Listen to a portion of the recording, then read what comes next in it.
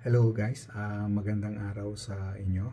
To this video, gusto kong i-share sa inyo yung tungkol sa transformer oil. Siguro maitatanong ninyo ano ang kalimitan na ginagamit sa high voltage transformer. Anong klase ng oil ito? Ang gamit namin na oil ay mineral oil. Ito ay hango sa crude oil. Bakit mineral oil? Ito ay merong mabisang dielectric strength at ito rin ay nagiging cooling system sa loob ng transformer. Ang oil, ang pangunahing function nito ay isang insulation. So habang energize ang ating transformer, ang dumadaloy na kuryente sa loob ay pinipigilan nito na mag-travel from winding going to transformer tank. So in between, ito yung tinatawag na barrier, yun yung insulation para hindi tumawid doon sa kanyang transformer tank.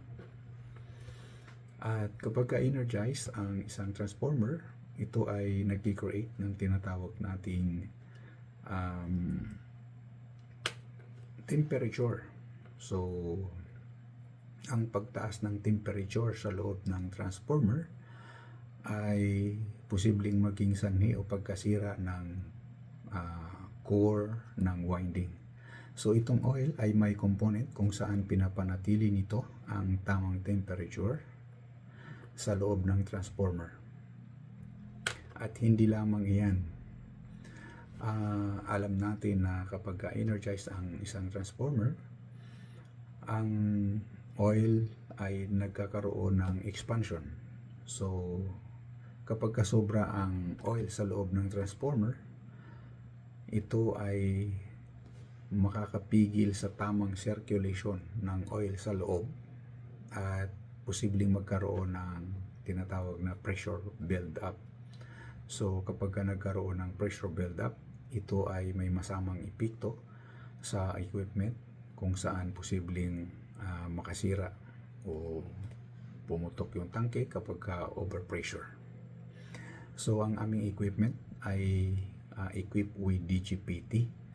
Ito ay isang equipment or device na nagmo-monitor nung discharge gas sa loob ng tangke, yung temperature at ang pressure.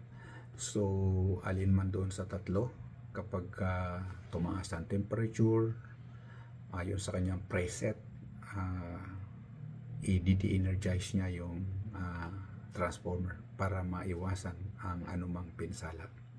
So guys, if you found informative itong aking video today, please like, share the video at mag-iwan kayo ng inyong comment below para kung meron pa tayong ibang mapag-usapan sa susunod na mga videos natin.